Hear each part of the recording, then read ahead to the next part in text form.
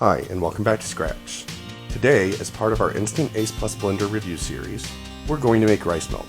If you'd like to support the channel, please like and share this recipe. For this, we'll need 6 cups of water, a half cup of rice, and a teaspoon of your favorite cooking oil. I'm going to use sunflower oil so I don't flavor the rice milk. First, we'll remove the lid from our Instant Ace Plus blender. Then we'll add our half cup of rice and our teaspoon of oil.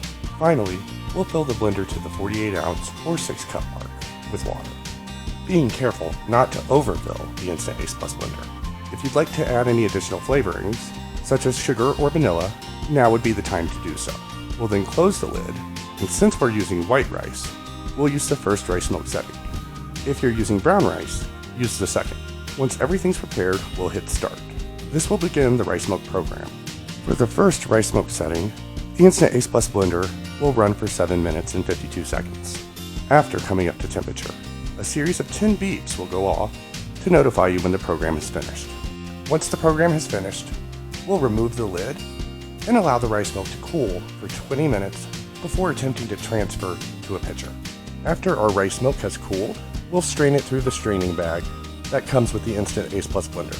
I'm using a diffusion pitcher to assist me in holding the bag open. If you'd like, you can use a funnel. Once strained, the rice milk will keep in the refrigerator for up to 4 days. And remember, if you like the content, please subscribe.